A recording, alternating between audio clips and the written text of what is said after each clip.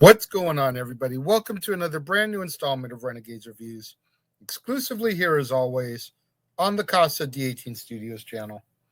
I, of course, am your host, the Renegade JJ Williams, and today we're going to be discussing the second Alfred Hitchcock film this month, and the only film that we're going to be covering, which is in color, 1963's The Birds, starring Tippi Hedren, Rod Taylor, Jessica Tandy, Veronica Cartwright, Suzanne Pleshette, and Ethel Griffiths. What's going on, everybody? Thank you for joining me here once again for another brand new installment of Renegades Reviews. And like I said during the introduction, today is going to be the second Alfred Hitchcock film that we cover this month. We've already done Psycho, and now we're going to do The Birds. And The Birds is also the only film that we've covered in color, which isn't that big of a deal. But when you think that the other 30 films that we've covered this classic horror movie month have all been black and white features, even going back to the silent film era, all the way up to Night of the Living Dead Tomorrow, which was filmed in 1968, for this to be the only color film kind of makes it a little bit significant in the grand scheme of things. But enough about that. Let's get into our film, shall we? Now, our movie opens in the early 1960s at a San Francisco pet store where socialite Melanie Daniels meets lawyer Mitch Brenner, who is looking to buy lovebirds for his sister Kathy's 11th birthday. Mitch recognizes Melanie from her court appearance regarding a practical joke gone awry and pretends to mistake her for a shop employee. Mitch decides to test Melanie's knowledge of birds, which of course she fails. Mitch then discloses his prior knowledge of her and that his ruse was intended to make her appreciate being on the other end of a joke. And then he leaves without buying anything. In order to make amends, and due to the fact that she finds Mitch somewhat attractive, Melanie buys the lovebirds and drives up to Bodega Bay after she learns that Mitch has gone there for the weekend to his family's farm. Upon arrival, Melanie is directed to the local teacher, Annie Hayworth, in order to learn Kathy's name. Now, Annie previously dated Mitch, but it ended due to Mitch's cold, overbearing mother, Lydia, who dislikes any woman in Mitch's life. In town, Melanie rents a boat and crosses the bay discreetly in order to leave the lovebirds at the Brenner farm. Mitch spots Melanie during her retreat and drives into town to meet her at the dock. As Melanie approaches the wharf, a gull attacks her. Mitch tends to her head wound inside of a cafe when Lydia arrives, meets Melanie, and Mitch announces to Lydia that he is inviting Melanie to dinner that evening. Melanie returns to Annie's house and asks if she can spend the night. At the farm, Lydia's hens are suddenly refusing to eat, and Lydia then expresses her disapproval of Melanie to Mitch due to her exaggerated reputation as reported in the gossip columns. Mitch then calls Melanie and invites her to Kathy's birthday party, which is being held the next day. Shortly thereafter, there is a violent thud at Annie's front door, and a dead gull is found at the threshold. At Kathy's party, Melanie privately tells Mitch about her troubled past and her mother running off with another man when Melanie was Kathy's age. During a game outdoors, the children are attacked and some are injured by gulls. The following evening, as Melanie dines with the Brenners, sparrows swarm the house through the chimney. After the attack, Mitch insists that Melanie delay driving back to San Francisco and stay the night. The next morning, Lydia visits her neighbor in order to discuss why their chickens won't eat. She discovers his eyeless corpse, pecked lifeless by birds, and flees in horror. As Lydia recovers at home, she fears for Kathy's safety, and Melanie offers to pick her up at school. As Melanie waits outside of the schoolhouse, a large flock of crows slowly engulf the jungle gym behind her. Anticipating an attack, she warns Annie, and as they evacuate the children, the crows attack, injuring several children.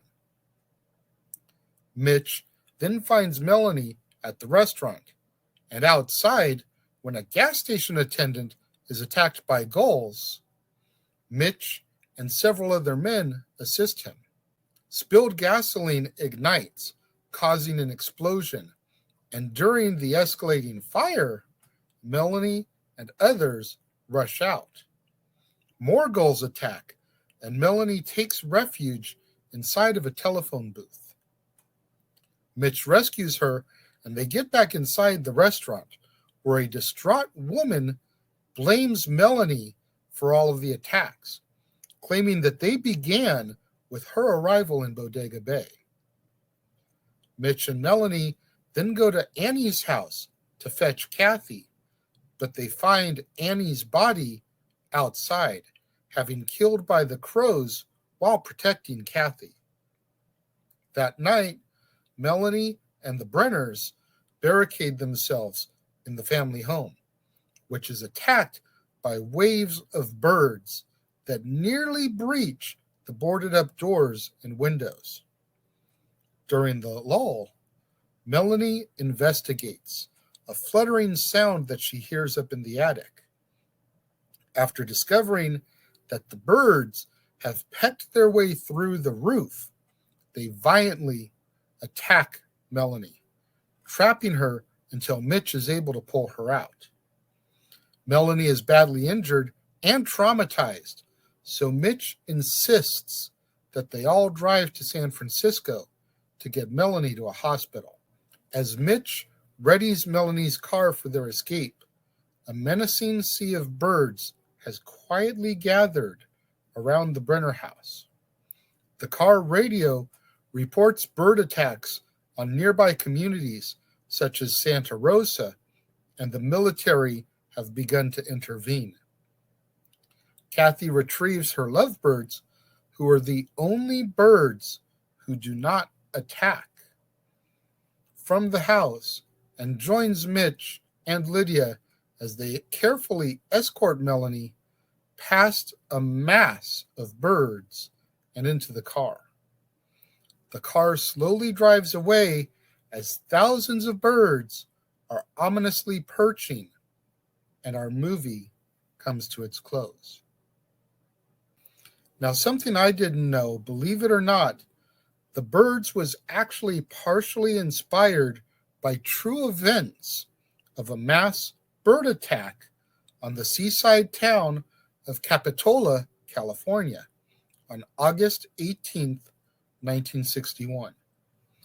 Hordes of seabirds were dive bombing homes, crashing into cars, and spewing half-digested anchovies onto lawns. Now, unknown at the time, turns out that the cause of the birds' behavior was toxic algae. But again, when it was happening, nobody knew. And the incidents were described as something straight out of a horror movie. Hitchcock learned of this, took the story, and we get The Birds.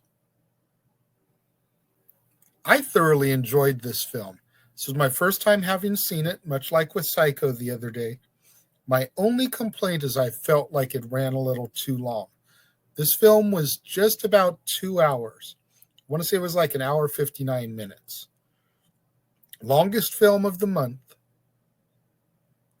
And I feel like there were a couple areas that really drug, that we probably could have chopped off the story. Wouldn't have made a huge impact on the narrative being told. And we could have scaled this back to maybe an hour 40, maybe an hour and a half. And I feel like it would have flowed a little bit easier and not had so much downtime. Some of the downtime I understand, because you want to build that suspense. The birds have stopped attacking. When are they going to attack again? Some of the downtime, unnecessary in my opinion. But Alfred Hitchcock is regarded as a genius, and I'm a guy sitting in my garage studio talking about the film some 40, 50 years later. So what do I know? But I did enjoy it.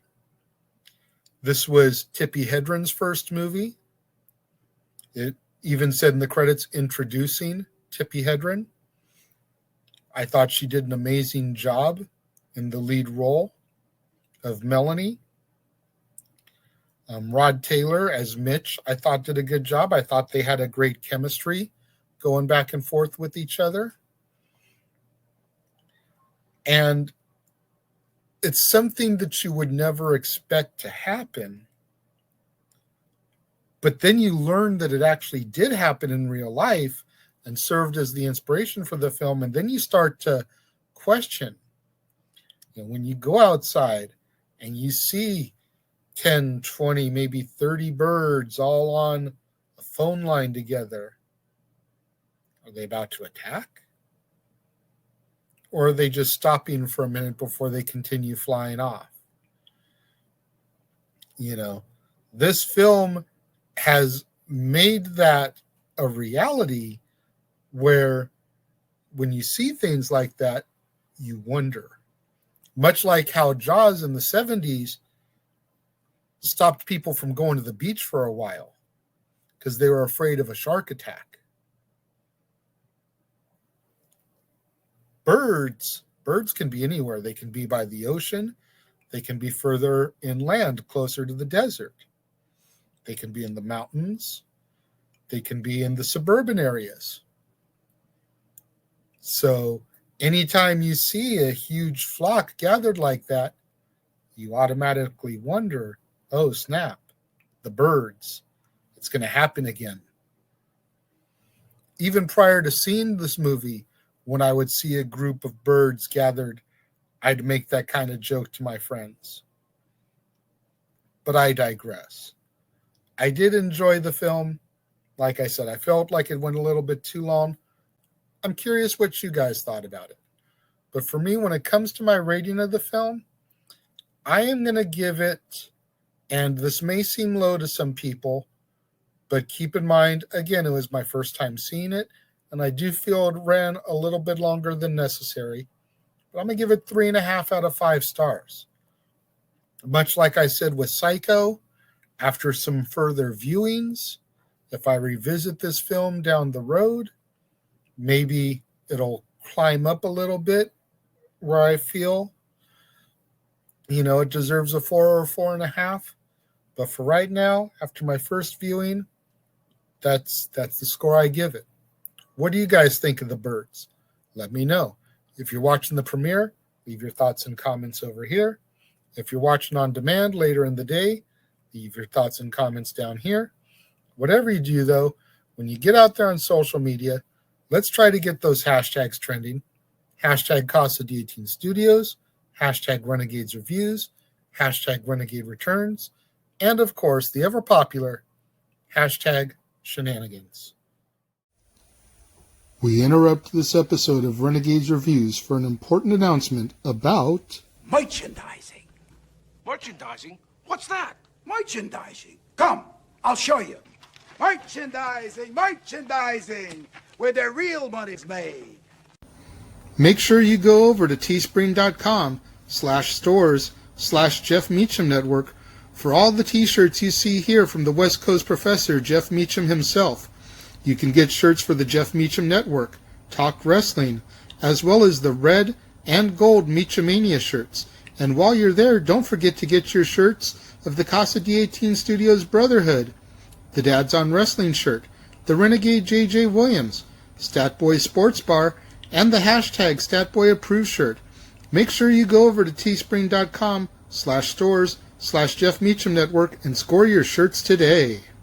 Make sure you guys tune in tomorrow, right back here on the Casa D18 Studios channel, for another brand new installment of Renegades Reviews, when we round out our month of classic horrors and we discuss 1968's Night of the Living Dead, starring Dwayne Jones, Judith O'Dea, Carl Hardman, Marilyn Eastman, Keith Wayne, Judith Ridley, Kyra Shawn, Bill Hinsman, and George Kosana.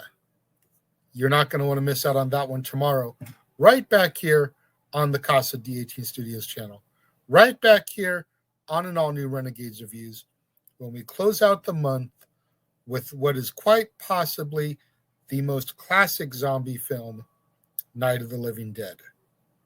To all my loyal fans and viewers out there tuned in for the premiere, leaving your thoughts and comments over here, thank you very much. I appreciate each and every one of you.